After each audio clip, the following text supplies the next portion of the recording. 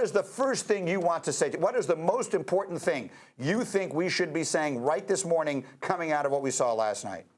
Well, I think honestly speaking, I think the most important thing is that organizations win championships just as much as players. I mean, when you look at the fact that you have an owner in Joe Lacob that does not mind doling out the dollars and paying and doing whatever is necessary to get the assets that a superstar like Steph Curry would need in order to capture championships. You just can't say enough about the job that he's done. Keeping Bob Myers in tow.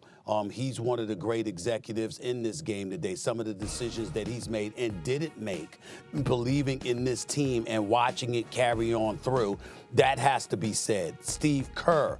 I mean, we all know that Mark Jackson is a great coach that should still be coaching in the NBA, but we can't frown upon the fact that Joe Lacob made the decision to go in the direction of Steve Kerr many years ago. And all Steve Kerr has done is guide them to 5 straight NBA Finals appearances, 3 championships, and 6 appearances in 8 years. And the only 2 years that they were out of the mix was because Klay Thompson was down and out and completely out of the game. And the only reason they did not three-peat was because Kevin Durant and Klay Thompson got hurt in that NBA Finals. When you look at it from the top on down, they are the gold standard by a mile. There is nobody in the modern era of the National Basketball Association that compares to the Golden State Warriors from top to bottom in terms of what they do, how they do it, and the results that they ultimately register. There's no way around it, and I just think that that's what we got to look at. So many times we look at players,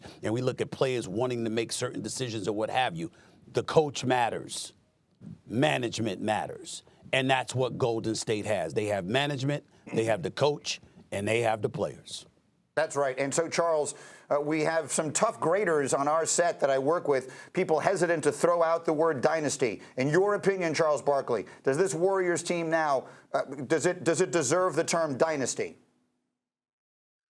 Well, 4 in 8 years, dynasty. Because what's scary, they could actually win with Kuminga, Wiseman. Mm-hmm. They could actually be dangerous for the next 5 years. So I'm not going to say 4 in 8 years. They just had a run. 4 and 6 to me would be a dynasty. But I want to piggyback on something Stephen A. said. Man, you got to give Bob Myers a lot of credit. Because when they made the Wiggins trade, I don't think a lot of people thought that was going to be like a game changer. And it turned out to be a game changer. You're going out and get Otto Porter Jr. But to me, you got to give Bob Myers a lot of credit. Because let me tell you something. When they got Wiggins, I'm like, I got to see how this thing play out.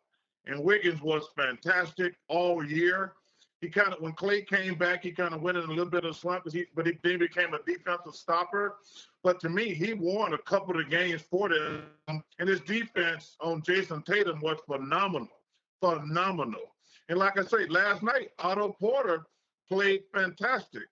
So to give Stephen A. some credit, what he said, man, you got to give the Warriors upper echelon management a lot of credit. They made some great trades. I mean, obviously, you got the guys who are terrific on the top end, but to piggyback with Wiggins and Otto Porter, man, give Bob Myers a lot of credit. Go ahead, Stephen A. Put a final word on. What I'm not going to do is give Charles Barkley credit for them damn glasses. You don't wear them at night, but you wearing them in the morning for. I mean, what's going on? I mean, I don't know what the hell is up with those glasses. I mean, I'm looking like I'm looking at a different Chuck. Stephen A., I can't see without glasses, man. Leave me alone. Don't be calling me. Hey, kids, if you can't see, wear glasses. Don't let people make fun of you. You need to be able to see. I can't see. Well, if you can't see, why the hell you are? So you on the air at night, blind, during the NBA season? Because I don't see you wearing them at night. When you on TNT, what the hell you wearing them in the morning for? Because we're not reading the teleprompter, Stephen A. We're just talking about the game. Which is why you don't need glasses. What is happening? I want y'all putting all this reason.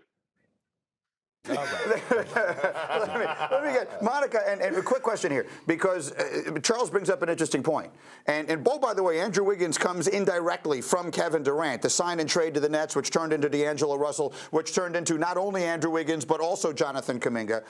Are they the favorites to win it next year? In your mind, Monica, are the Warriors now, is this just the middle, not the end, but the middle of what we are watching now? I do think it's the middle. I mean, Steph continues to show that he is constantly working on his body. We see it. We're seeing guys playing longer. I think there's more return to Klay of old still to come as he continues to get more back to form with that Achilles injury. Draymond clearly isn't going anywhere. And then we keep mentioning the guys that are now around them that now have the opportunity to grow. And just like Stephen A. said, the organization is going to develop those guys. That's what they did. That's why for most of us, they were sort of off the radar because Jordan Poole, oh, cool, whatever. But look at what they have become.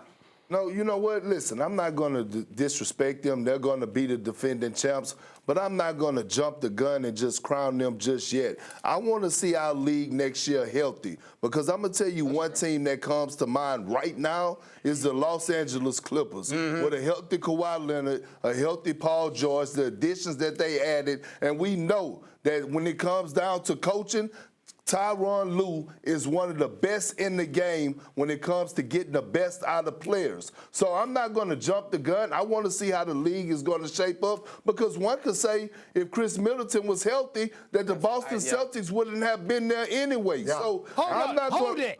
Hold it. No, I'm not holding up That nothing. first take. Wait a minute. You're going to sit up there and say, if Chris Middleton were healthy, right, then Boston might not have beaten them. But the year earlier when we brought up, well, if Kyrie didn't get hurt and KD didn't have a size, he had a size 12 instead of a size 13, Milwaukee wouldn't have even made it there. And you got on us about that.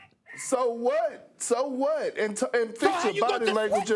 Fix your body language and your tone. I'm not switching it because we're not even talking Well, about. maybe if you were at Harvard, maybe if you were at Harvard, I would speak to you a little bit differently. Thanks for watching ESPN on YouTube. For live streaming sports and premium content, subscribe to ESPN Plus.